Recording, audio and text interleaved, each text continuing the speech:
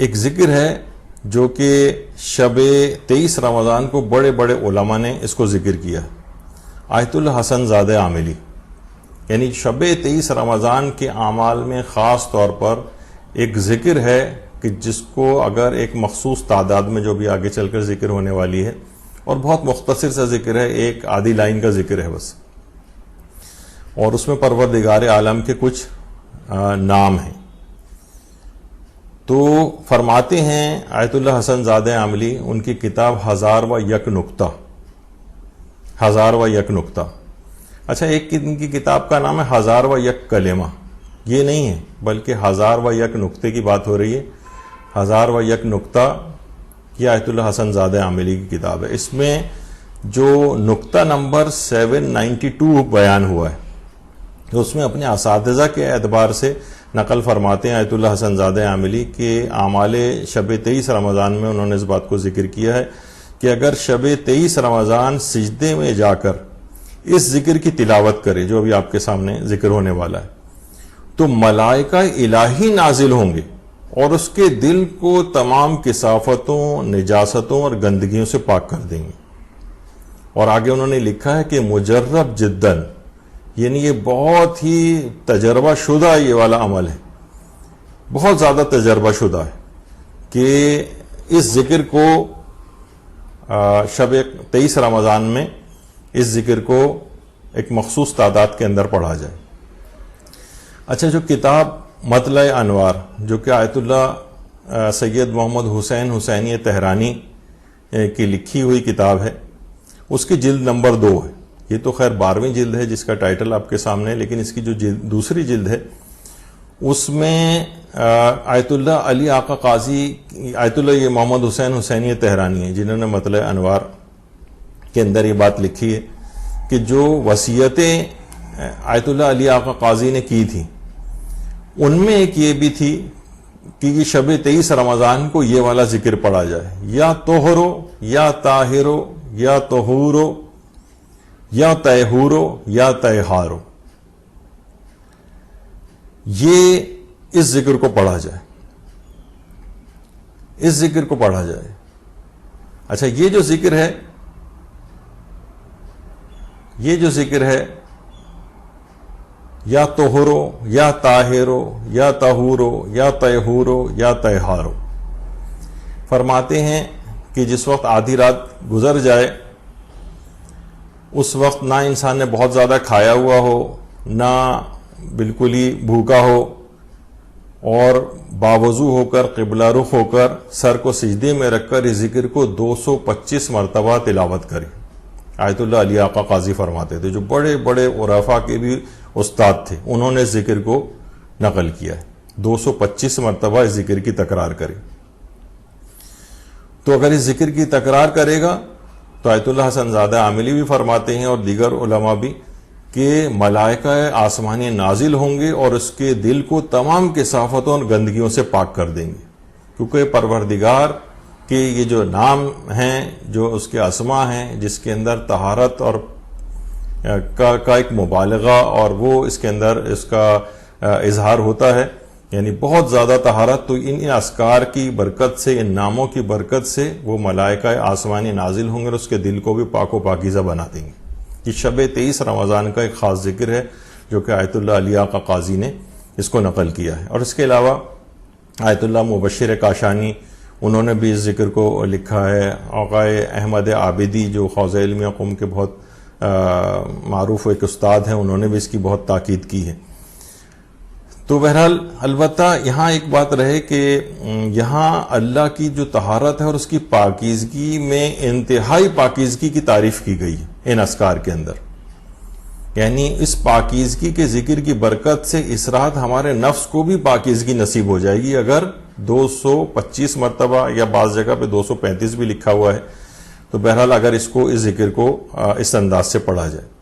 البتہ یہاں پر ایک بات ذکر کر دی جائے کہ آیت اللہ ناصر مکارم شیرازی کے سامنے بھی ایک دفعہ اس کا ذکر ہوا تھا، تو انہوں نے فرمایا کہ طہور اور طہار کے متعلق کہا ہے انہوں نے کہ یہ میں نے عربی لغتیں وغیرہ دیکھی، مجھے اس میں کہیں نظر نہیں آیا یہ حروف جو ہے، یہ جو نام ہیں یہ محمل ہیں، اور اس پر ایک اعتراض انہوں نے کیا. تو بہت سے لوگ اس طرح سے بھی پیش کرتے ہیں. اور بہرحال کہ دیکھیے بہت بڑے بڑے علماء جنہوں نے عرفان اسلامی کے اندر جن کو ایک ملکہ حاصل ہے, انہوں نے ان اذکار کو ذکر کیا ہے. اور بہرحال عرفان کاذب بھی بہرحال ایک چیز ہے. صوفیہ کا جو عرفان ہے وہ عرفان کاذب کہلاتا ہے, لیکن ہمارے جو عرفاء ہیں جو عرفان اسلامی ہے اس کے اندر یہ سب چیزیں ہیں. اور اس ذکر کے اندر کوئی خلاف اسلام بات بھی نہیں کہ ہم کہیں کہ نہیں یہ اس کو نہیں پڑھنا چاہیے کیونکہ اس کے اندر کوئی خلاف اسلام بات چیز نظر آ رہی ہے. جبکہ اتنے بڑے بڑے علماء آیت اللہ حسن زادہ عاملی, آیت اللہ علی آقا قاضی وغیرہ جو ہے اس ذکر کی کافی زیادہ تاکید کرتے ہیں. یعنی جو ان ذکر اذکار کی فیلڈ کے جو ماہرین ہیں وہ اس کی بہت زیادہ تاکید کرتے ہیں. اور پھر علماء یہ جو بہرحال یہ بات کہیے علمی اعتراض جو ایک ہوتا ہے بہرحال, تو اس کے علمی جوابات بھی علماء کی طرف سے دیے گئے ہیں کہ یہ بھی محمل کوئی لفظ نہیں ہے بلکہ طہارت میں مبالغہ اور کثرت کے لیے استعمال ہوا ہے. طہور بروزن فعول اوزان مبالغہ میں سے. تو بہرحال آیت اللہ سید محمد حسین حسینی تہرانی انہوں نے جو آیت اللہ مہدی بحرالعلوم سے جو منسوب رسالہ ہے سیر و سلوک, اس کی جو ایک دعا ہے اس کی ایک فٹ نوٹ میں انہوں نے لکھا ہے کہ جیسے اس میں تہار اور تہور کا لفظ آیا ہے تو انہوں نے کہا ہے کہ اسی طرح سے ایک چیز ہے دہار اور دہور. تو دہار اور دہور یہ جو ہے یہ مبالغہ ہے, مبالغہ ہے. یعنی دہار اور دہور یہ بھی آیا ہے اس کے اندر, یعنی مختلف اذکار جو بیان ہوتے ہیں تو یہ مبالغہ دہر ہے. اور دہر سے مراد جو ہے وہ اللہ ہے. روایت میں بھی ذکر اس بات کا آیا ہے کہ لا تسب الدہر فإن الدہر هو اللہ. تو یعنی دہر کو, زمانے کو برا نہ کہو کیونکہ بہرحال جو وہ اللہ ہے. تو یہ بھی دہر کا لفظ دہار اور دہور اسی طریقے سے یہاں پر تہار اور تہور ہے, یعنی مبالغہ در طہارت ہے. تو بہرحال یہ ظاہر ہے کہ ایک الگ روحانیت کی ایک فیلڈ ہے, اور جو اس لحاظ سے جو اذکار ہیں یہ انہی بڑے روحانی علماء نے جو ہیں وہ بتائے ہیں. دیکھیے شیخ جعفر آل کاشف الغطا کہ کتنے بڑے اور عظیم فقیہ تھے, لیکن سید مہدی بحرالعلوم جو اسی طرح کی روحانیت کے بہت زیادہ ماہر تھے, تو ان کے جوتوں کی گرد کو اپنے امامے کے تحت الحنک سے صاف کرتے تھے. یعنی شیخ جعفر آل کاشف الغطا جیسا فقیہ وہ سید مہدی بحرالعلوم کے جوتے کی جو گرد ہے اپنے امامے کے تحت الحنک سے صاف کرتے تھے. تو بہرحال یعنی یہ مقامات ہیں علماء کے. اچھا, آیت اللہ بہجت خود اپنی دعاؤں اور اذکار میں یہ جو تھا لفظ دہار اور دہور, اس سے بھی استفادہ انہوں نے کافی کیا, اتنا وقت نہیں کہ اس کو ذکر کریں. اسی طریقے سے آیت اللہ وحید خراسانی نے جو اپنے اشعار امام علی علیہ السلام, حضرت امیر المومنین علیہ السلام کی شان میں جو انہوں نے اشعار کہے ہیں, اس میں بھی دہار اور دہور کے جو لفظ ہے اس سے انہوں نے کافی استفادہ کیا ہے آیت اللہ وحید خراسانی نے. لہٰذا اس بات میں کوئی مذائقے کی بات نہیں ہے, اور طہارت باطن کے لیے ان اذکار کو اس رات شب 23 رمضان کے خاص اذکار میں سے یہ چیز ان بڑے عرفانی علماء نے اس بات کو نقل کیا, جس میں آیت اللہ علی آقا قاضی ہیں, اور اس کے علاوہ آیت اللہ حسن زادہ عاملی ہیں, اس کے علاوہ آقا احمد عابدی ہیں جو کہ حوزہ علمیہ قم کے بڑے اساتذہ میں ان کا شمار ہوتا ہے, اور یہ خود آیت اللہ بہجت کے شاگرد رہ چکے ہیں. آیت اللہ شیخ جواد تبریزی کے خاص برجستہ شاگردوں میں ان کا شمار ہوتا ہے. آیت اللہ انصاری شیرازی کے شاگردوں میں ان کا شمار ہوتا ہے. آیت اللہ حسن زادہ عاملی کے خاص شاگردوں میں ان کا شمار ہوتا ہے. تو یہ ان کی بھی بات بہت زیادہ یہ تاکید کرتے ہیں آقا احمد عابدی. اس کے علاوہ آیت اللہ جو مبشر کاشانی, ان کا قوم کے اندر درس خارج بھی ہوتا ہے, اور یہ خود آیت اللہ سید عبد الکریم کشمیری کے شاگرد ہیں. یہ اس ذکر کی بہت تاکید کرتے ہیں, اور یہ خود آیت اللہ عبد الکریم کشمیری کے بھی شاگرد رہ چکے ہیں, اور آیت اللہ رضا بہاؤدینی کے بھی شاگرد رہ چکے ہیں. اچھا، عربی لغت میں دیکھیے اگر کوئی چیز ذکر نہ ہوئی ہو ضروری نہیں ہے، کیونکہ دعاؤں کے اندر عبرانی زبان کے بھی بہت سے الفاظ موجود ہیں. جو رسالہ سیر و سلوک جس کا بھی تذکرہ ہوا تھا سید مہدی بحر العلوم سے جو منسوب ہے، اور جو اس کا مقدمہ اور شرح لکھی ہے آیت اللہ سید محمد حسین حسینی تہرانی نے، اس میں آیت اللہ علی آقا قاضی کا ایک قول علامہ محمد حسین طباطبائی کے لحاظ سے ذکر ہوا ہے کہ دعاؤں میں دیکھیے عبرانی کے جو الفاظ ہیں، دعاؤں میں عبرانی زبان کے بھی کچھ الفاظ آئے ہیں. یہ خود بحار الانوار کے اندر بھی جو ہے وہ موجود ہیں. مثلا اس کے اندر یہ ہے کہ جیسے احیا شراحیہ، اور یہ عربی زبان کے لفظ نہیں ہیں.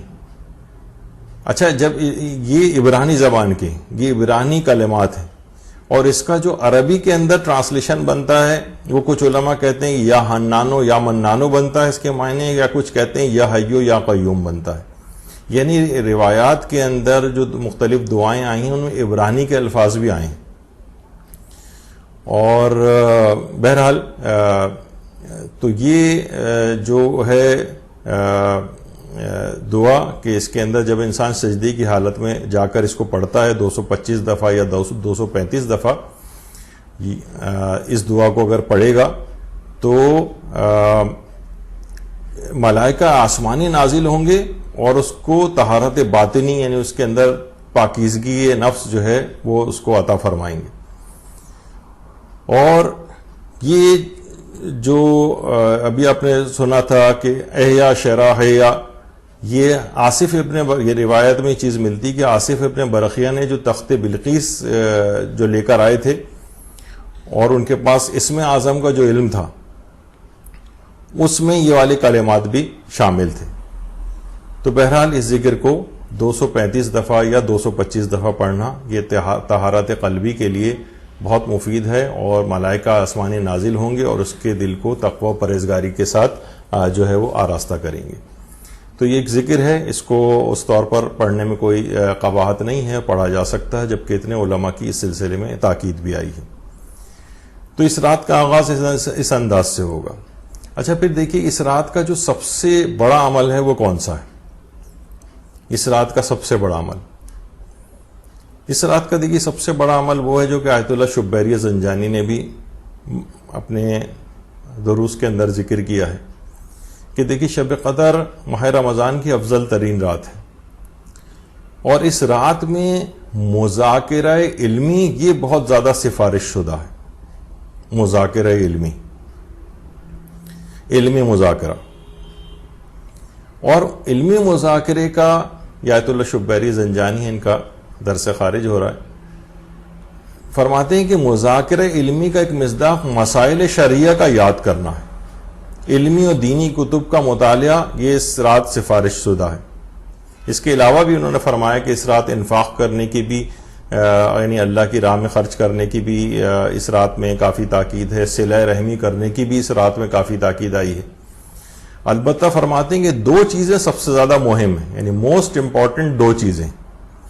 ایک تو قرآن کی تلاوت. قرآن کی تلاوت اس رات کثرت کے ساتھ ہونی چاہیے.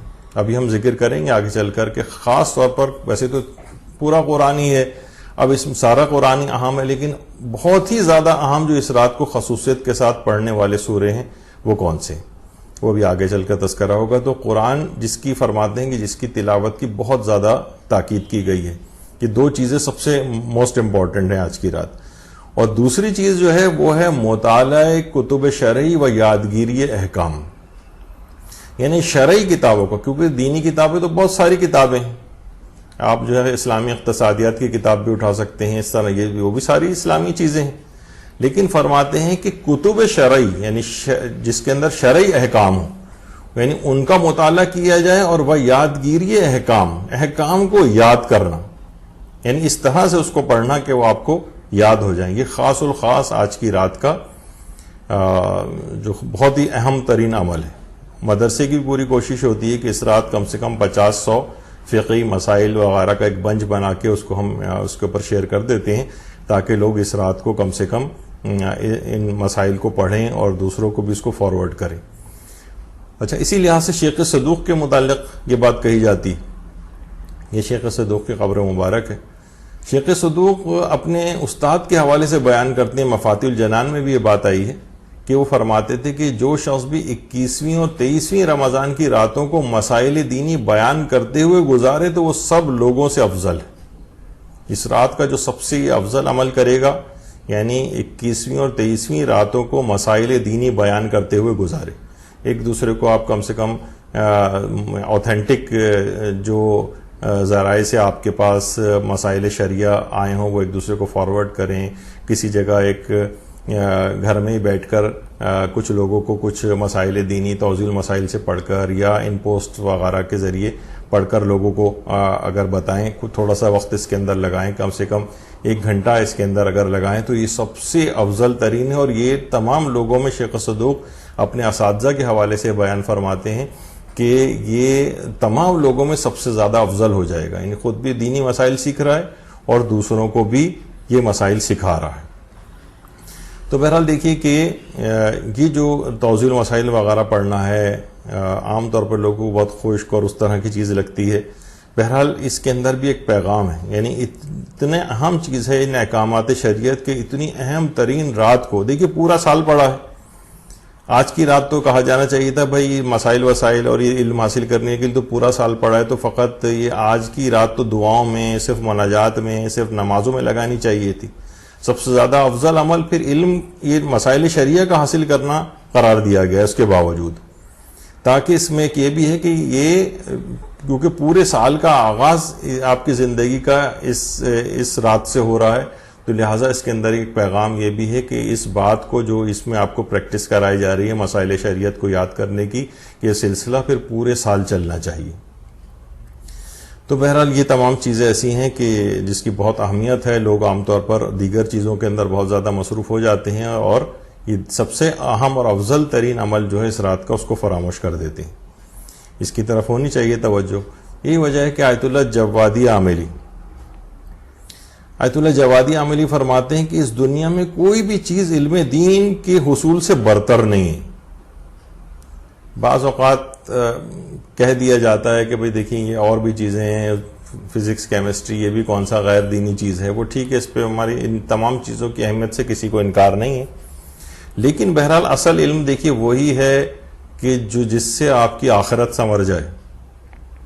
یعنی افضل ترین عمل بہرحال، جس میں ہم نے ایک دفعہ آیت اللہ ناصر مکارم شیرازی کا فتویٰ بھی پیش کیا تھا، تو اس میں انہوں نے یہی بات کہی تھی کہ ٹھیک ہے ان تمام چیزوں کی بھی بہت اہمیت ہے اور ایک خاص تعداد تمام علوم کے لیے مہیا ہونی چاہیے تاکہ زندگی کا نظام بھی اس طرح سے چلتا رہے. لیکن انہوں نے یہ بھی فرمائی یہ بات کہ آج کل کے دور میں خاص طور پر علم دین کی اہمیت بہرحال ان تمام چیزوں سے زیادہ ہے.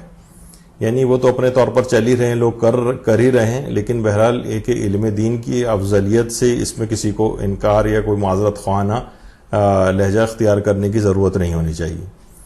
سب سے افضل اور برتر جو چیز علم ہے وہ یہی علم دین ہے. یعنی اور فرماتے ہیں کہ جتنا علم میں اضافہ ہوگا اس رات، اسی قدر اس کی عقل میں بھی اضافہ ہوگا. یعنی جس قدر علم میں اضافہ کریں گے اسی قدر عقل میں بھی اضافہ ہوگا. اور خود سوچیں گے انسان کی جب عقل میں اضافہ ہوتا ہے تو دیکھیے انسان جو گناہ کرتا ہے تو کیوں کرتا ہے؟ بے عقلی کی وجہ سے گناہ کرتا ہے. اس کے نتائج اور عواقب وغیرہ سے صرف نظر کر رہا ہوتا ہے، بے عقلی کا کام کر رہا ہوتا ہے کہ جس کا لازمی نتیجہ آگ کے اندر جلنا ہے. ایسے کام کیوں کر رہے ہو؟ تو جس وقت انسان گناہ کرتا ہے تو اس کی عقل بھی کم ہو جاتی. تو فرماتے ہیں کہ یعنی اگر اس رات کو خاص طور پہ یعنی علم حاصل کیا جائے گا، یعنی جتنا علم حاصل ہوگا ظاہر ہے کہ اسی قدر اس کی عقل میں اضافہ ہوگا. جتنا اس رات اس کی عقل بڑھے گی اتنا ہی زیادہ وہ گناہوں سے، کیونکہ عقل بڑھے گی تو خود بخود گناہ کم ہو جائیں گے. عقل بڑھے گی تو خود بخود ہی زندگی میں کوئی غلط فیصلے نہیں کرے گا، وہ زندگی بھی اچھی گزرے گی. تو بہرحال یہ بات ہے. تو آیت اللہ جوادی عاملی یہ بات فرماتے تھے کہ جو کہ ان کے متعلق صاحب جواہر آیت اللہ شیخ محمد حسن، جن کو صاحب جواہر الکلام کہا جاتا ہے، 43 جلدیں 30 سال کے عرصے میں انہوں نے کتاب جواہر الکلام کو مکمل کیا تھا. اور اس طرح سے پلاننگ کی تھی کہ کتاب یعنی 30 سال سے انہوں نے کہ اس کتاب کا جو اختتام ہو وہ 23ویں شب قدر میں ہو، یعنی اس شب قدر، اور یقیناً یہ سب کچھ بھی ہوگا اور امام زمانہ علیہ السلام کو ہدیہ بھی کیا ہوگا کہ پروردگار یہ میں نے یہ کتاب لکھی ہے اور میں اس کا ثواب ان کو ہدیہ کرتا ہوں، یعنی خاص طور پر اس رات شب قدر میں یہ اچیومنٹ، وہی نا کہ جس طریقے سے دیکھیے یہ ہوتی ہے پلاننگ. انہوں نے کہا کہ جو کتاب فقہ کی بہترین کتاب جواہر الکلام استدلالی جو کتاب ہے وہ انہوں نے 30 سال کے عرصے میں لکھی، تو لیکن اس طرح کی پلاننگ کی کہ جب کتاب کو لکھنے کے بعد اس کا اختتام شب 23 رمضان کو کیا. تو بہرحال یہ ایک بڑی خصوصیت والی بات ہے اور واقعتاً اسی کو صحیح طور پر پلاننگ بھی کہا جاتا ہے. تو وہ بھی اسی وجہ سے کہ اس رات علم حاصل کرنے کے لحاظ سے، اب دیکھیں نا کہ وہ شب قدر ہوگی اور اس میں بیٹھ کے وہ جواہر الکلام جو کتاب ہے اس کو مکمل کر رہے ہوں، جبکہ اس انداز کی ان کے متعلق ملتا ہے کہ جب صاحب جواہر کے اپنے ایک بیٹے کا انتقال ہو گئے تھے اور بھی کتاب لکھ ہی رہے تھے، اس کے دوران ہی ان کے بیٹے کا انتقال ہوا، تو پوری رات اپنے بیٹے کا جنازہ ہے کہ رات کے وقت دفن نہیں کرنا تھا، دن میں دفن کرنا تھا، جنازہ گھر میں ہی رکھا ہوا تھا. صاحب جواہر نے پوری رات اکیلے اپنے بیٹے کے ساتھ بیٹے کا جنازہ رکھا ہوا ہے اور کتاب جواہر الکلام کو لکھنے میں مصروف ہو گئے اور یہاں تک کہ صبح ہو گئی. تو بہت سی چیزیں بڑی ظاہر ہے کہ جو بڑے افراد ہوتے ہیں دیکھیے ان کی پھر باتیں بھی بڑی ہوتی ہیں. ہم تو ظاہر ہے کہ کہیں گے کہ عام شخص کے اعتبار سے کہ بھئی یہ کوئی سنکی ٹائپ کا شخص ہے کیا ہے، لیکن جو جن کے بڑے مقامات ہوتے ہیں ان سے پھر بڑے اسی طرح کے کام ان کے ہمیں نظر بھی آتے ہیں. اسی طرح سے آیت اللہ مرشی نجفی کو دیکھیں. آیت اللہ مرشی نجفی جب چھوٹے تھے اور انہوں نے نیا نیا بولنا سیکھا تھا، یہ جو سب سے چھوٹے ہیں یہ آیت اللہ مرشی نجفی کے بچپن کی ایک تصویر ہے. تو کہ جب انہوں نے بولنا سیکھا تھا تو ان کو جو سب سے پہلا جو جملہ سکھایا گیا تھا وہ قرآن کی ایک آیت تھی جو کہ سورہ سبا کی آیت تھی، وَهُوَ الْفَتَّاحُ الْعَلِيمُ، وہ خوب فیصلہ کرنے والا اور خوب جاننے والا ہے، علیم جاننے والا یعنی علم کے اعتبار سے. اور بہرحال اس قسم کا ہے کہ مسجدوں کے نام بھی اس کے اوپر فتاح العلیم کے نام سے مساجد کے نام بھی ہیں. یعنی ان کو سب سے پہلا جملہ ہی یہ یاد کروایا گیا کہ وہی پروردگار ہے جو سب سے بہترین فیصلہ کرنے والا اور سب سے زیادہ علم رکھنے والا ہے. یہ جب پہلا جملہ ہی یہ یاد کرایا تو اس قدر یعنی پاکیزہ تربیت کا اہتمام کیا گیا تھا آیت اللہ مرشی نجفی کے لیے کہ اپنی جو ان کی والدہ گرامی تھیں یعنی اپنی ماہانہ عادت کے دنوں میں بھی انہوں نے ایک سیدانیہ علویہ کو اجرت کے طور پہ رکھا ہوا تھا تاکہ ان کے لیے پاکیزہ حالت میں غذا کا انتظام ہو آیت اللہ مرشی نجفی کے لیے. اور ان کے والد نے حرم امیر المومنین میں علیہ الصلوۃ والسلام میں یہ لباس اہل علم کا جو لباس ہے، علماء کا لباس ہے، یہ حرم امیر المومنین میں آیت اللہ مرشی نجفی کو پہنایا تھا. اور علمی لحاظ سے جو ان کی دادی تھی شمس اشرف بیگم، انہوں نے بھی آیت اللہ مرشی نجفی کو قرآن اور عربی ادبیات کی جو کتاب مغنی اللبیب ہے اس کی تعلیم کی تھی. مغنی اللبیب وہ عربی ادبیات کی کتاب ہے کہ جو اس کے مؤلف نے مکہ مکرمہ میں اپنے آخری زندگی کے ایام میں لکھی تھی، اور پوری کتاب اسی نیت سے کہ میں اس شہر مکہ کے اندر اس کتاب کو لکھوں گا. بہرحال ایک عربی ادبیات کی نحو کی کتاب ہے وہ. یہ ان کی دادی نے ان کو پڑھائی تھی، یعنی پوری خاندان آپ دیکھیے. اور اس قدر زہد تقوی ان کے اندر پھر پیدا ہو گیا تھا آیت اللہ مرشی نجفی میں، جیسے کہ اس سے پہلے بھی کئی دفعہ ذکر ہوا کہ ساری زندگی حج نہیں کیا تھا، اور کیونکہ پیسے ہی ذاتی طور پر جمع نہیں ہوئے تھے ان کے پاس کہ حج کے برابر ہو جائیں. بہت سے تاجروں نے پیسے دینے کی کوشش، بہت سے بزنس مین ان کے پاس آتے تھے کہ ہم اپنے پیسے سے آپ کو حج کرواتے ہیں، تو یہ انکار کر دیتے تھے ہمیشہ. ایک شخص نے ایک دفعہ آیا تھا اور اعتراض آ کر کیا تھا کہ آپ کے پاس تو اتنے شرعی اموال آتے ہیں، کیسے ممکن ہے کہ آپ پر حج واجب نہ ہو، جبکہ آپ خود تقسیم کرتے تھے ان کو. تو فرمایا کہ یہ میرے اموال نہیں ہیں، یہ مستحقین کے ہیں. جب بھی کبھی زندگی میں ایسا موقع آیا کہ میرے پاس اپنا مال ہوا اور میرے پاس میری اپنی محنت کی کمائی ہوئی تو میں اس سے حج کر لوں گا. بہرحال انتقال ان کا اس حالت میں ہوا کہ وہ حج نہیں کر سکے تھے، اور لیکن ان کی وفات کے بعد 100 افراد نے ان کی نیابت میں حج کو انجام دیا.